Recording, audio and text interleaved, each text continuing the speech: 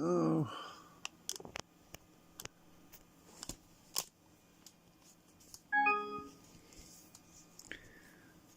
okay, so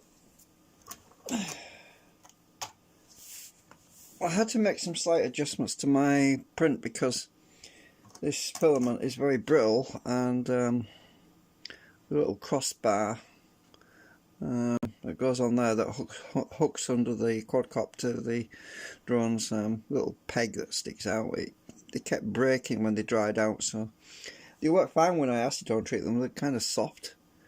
So I was thinking ideally I would need some filament that was a little bit less brittle, but I don't know really what to use, so maybe somebody can suggest, because I don't want rubber filament. I don't want something that's really like those toys are made out of, that's squishy and all that. I don't want that. I just want something that's a little bit less brittle. But maybe there's a ABS mixture filament type that's a little bit in between. I don't know. I'm not really familiar with all the different types of filament you can get. You see, that's a problem. Because I only use ABS generally. So this came off the print bed about a couple of hours ago, and at the moment I'm just trying to get the support material out of the back of here, because the camera's not exactly in the right place. So I've got to snip this bit of support material out, because it's hard to get it, because this is quite fragile. It's good enough for the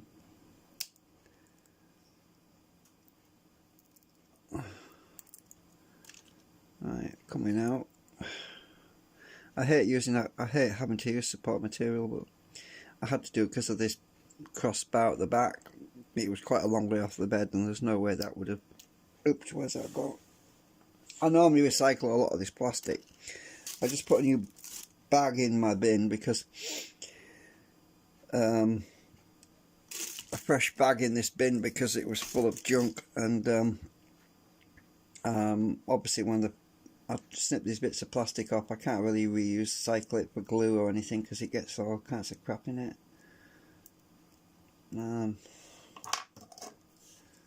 So Saturday morning, 8:10 in the morning. I've been up for hours though. Woke up early. I think I woke up at 4 a.m. I think I woke up at 4 a.m. today. So I get this bit out of here. I'm trying not to stab myself, because if I slip I could easily do that.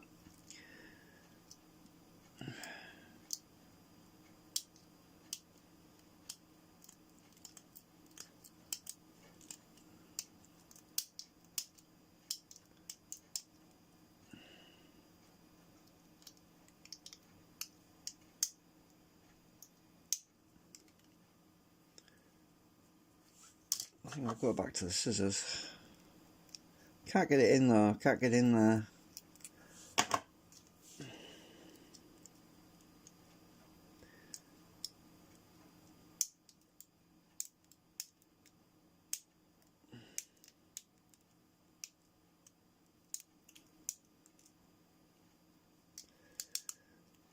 I could use the soldering iron and heat it up and melt that bit out.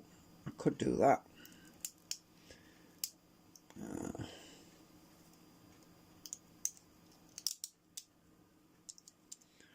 So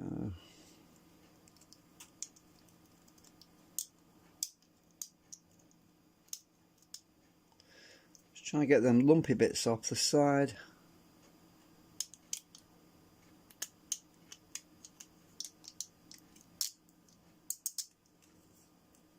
I'll show you in a sec.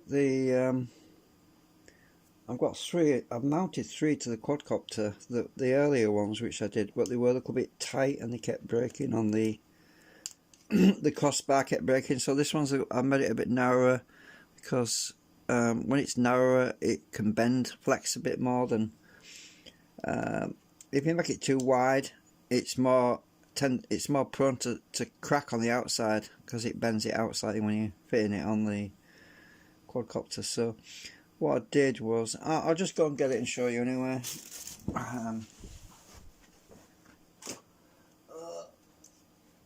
Right, so I've done 4 of them, well 3 of them so far, and they fit on quite well, but I noticed that when this dries out more, and I pull the little peg down, which is what this thing is, to remove it, the little crossbar at the back of here, that tends to split and break, and it already did actually. I stuck it back together, that one. So that one kept breaking. This other one hasn't broken so far. I made that more egg-shaped. It looked a bit more elongated. And this one, that was the newest one I put on. It hasn't broken so far. Well, if I pull it down,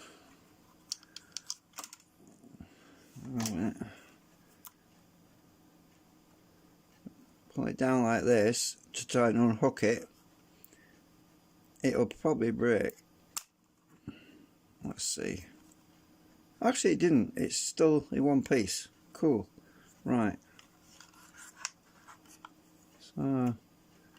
So why am I doing all this? Why aren't I messing about with my energy generator and free energy research? And well, I just needed something to do for a change, really.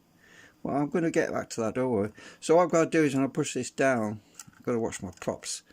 Push that down into the little catch thing there, and then I come around and pull it in, and it should go on without breaking. Make sure that's down, otherwise it'll snap it off.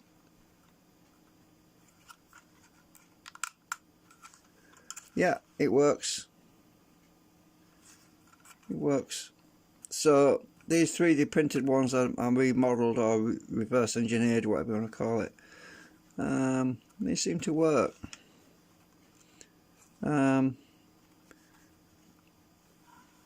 So I made sure I've got enough prop clearance. Yeah, miles of clearance, about an inch. So the idea is that if you bump into a wall or something with these things, it stops you from smashing your props up, that's all. Doesn't really protect you if you land in a bush, because this usually ends up, yeah, but a bush, a rose bush or something like that, you might smash into, or a hedge. Doesn't really do any damage anyway, but it's mainly if you hit a wall. So that one's really squidgy because I've just acetoned it. Look, it's really soft, that one. I think that was probably, this particular one I did is probably going to break when it dries out, because it's, yeah, so that you can see how much it bends because it's still soft, and that one doesn't bend as much. Actually the arm starts to move on that one. This one is still a bit soft as well. So anyway, let me just finish this one off, because this is the latest version with the thinner bar. Let me get my support material out of here. That came out a lot better than normally.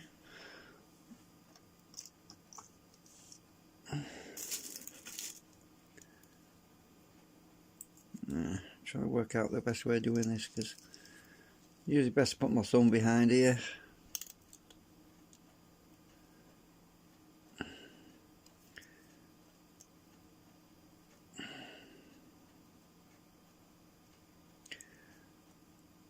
I think that knife's a bit blunt.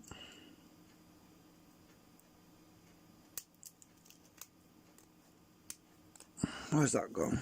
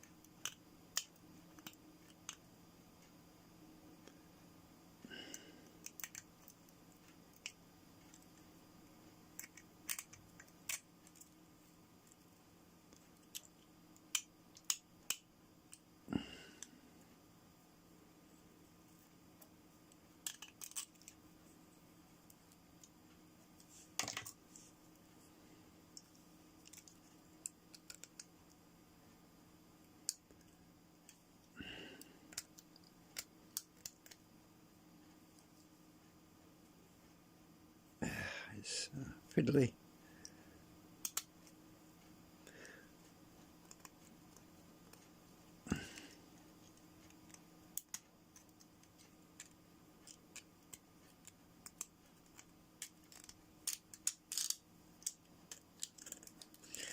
I tried to adjust my support material settings on the printer to make it thinner. Well, as you can see, it's full of holes. It's a lot less dense, but it still sticks pretty hard to the actual piece, which is always a problem when you're trying to get it off.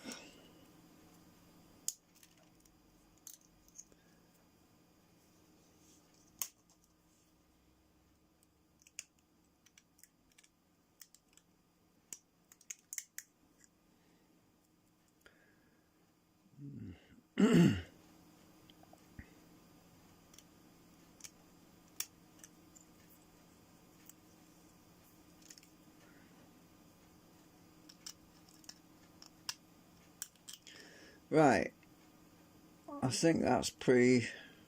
Oh, I've got some down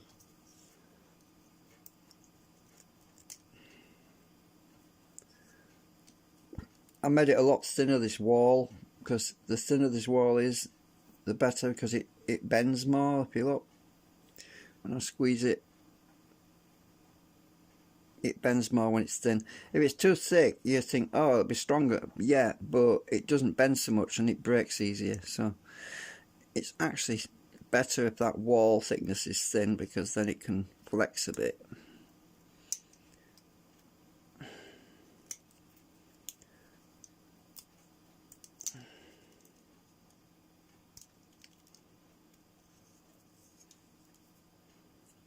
Right, now I've got that ready, I can acetone bath it or spray it and that. I think I'll use my needle actually, because for doing the inside, because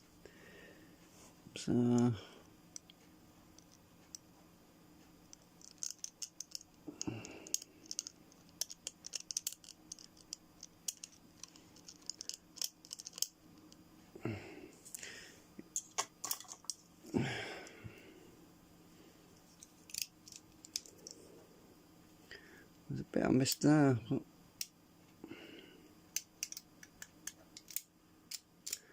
a bit of acetone makes it softer anyway, it's easy to trim it off.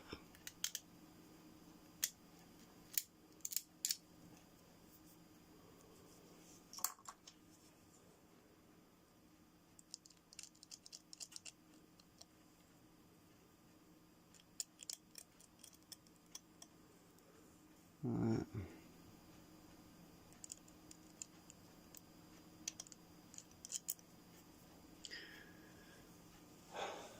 So I'm just gonna spray it, and then, well, I'm gonna put it in this container actually. Oh.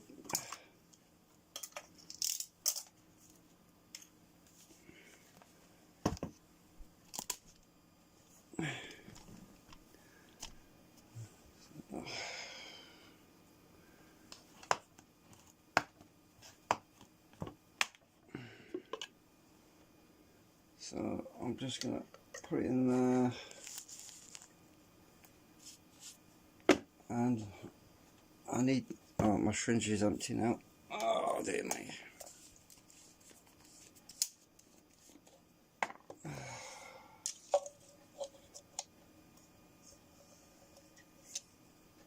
I only want about 10 ml or something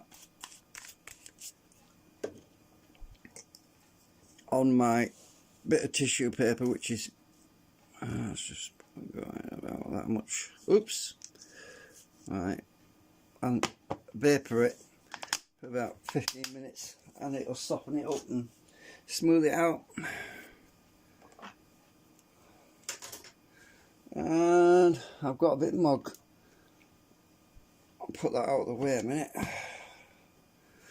Got to make some more glue anyway, so I've been putting plastic in here to melt it down for glue.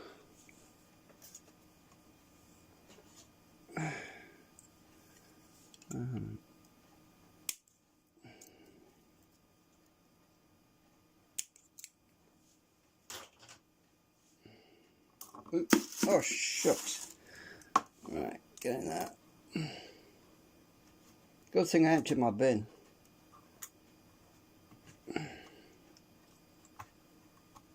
I might need a bit more in there, a bit more acetone in there, because it's dry out otherwise.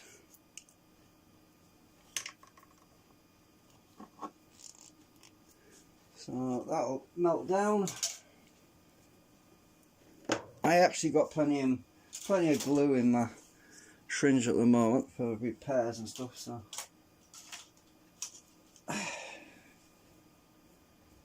yeah.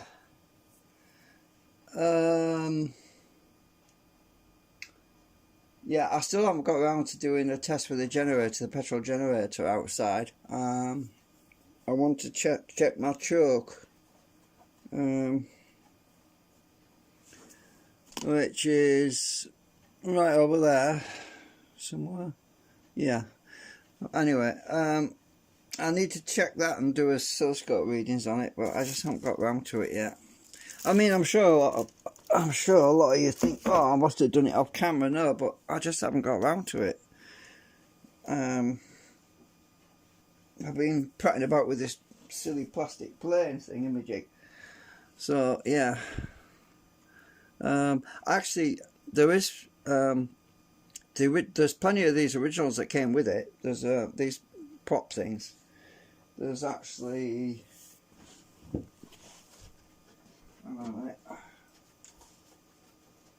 But you see, once you lose one, you think, well, eventually I'm going to run out of them. So you decided it's a good idea to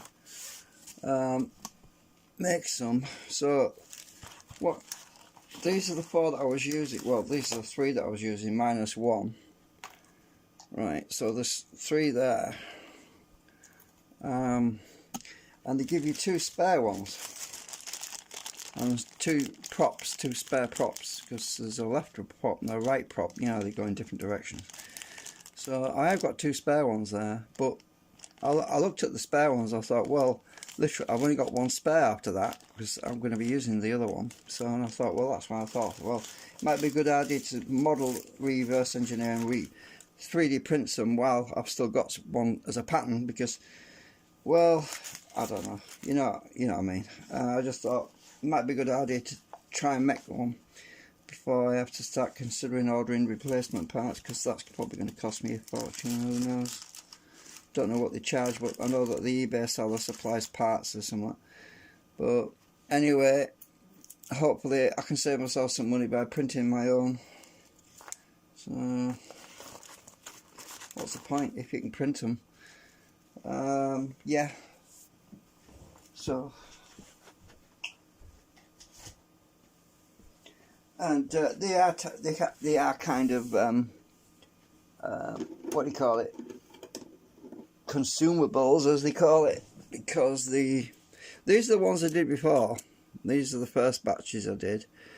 These were too tight, and that bar kept breaking. It was even tighter because it wasn't elongated enough. So that's a reject. That's a reject because it wasn't elongated enough to fit on. And also the little hook thing, the little peg thing that's at the top, and I found out I needed to move it higher up, and this wanted to be higher as well because that's a lot narrower in height. So I'm probably going to use these, melt these down into glue, so they'll get used for somewhere else. I'll just dissolve them in acetone and make glue out of them, or in theory I could 3D print just the top end again and cut these arms off and use the rest and stick them back together again to make a complete one. Just scrap this end bit. So I could do that even, so I might even do that. It saves wasting plastic, doesn't it? But it doesn't get wasted anyway, because as I say, I make glue out of it, so which is always useful.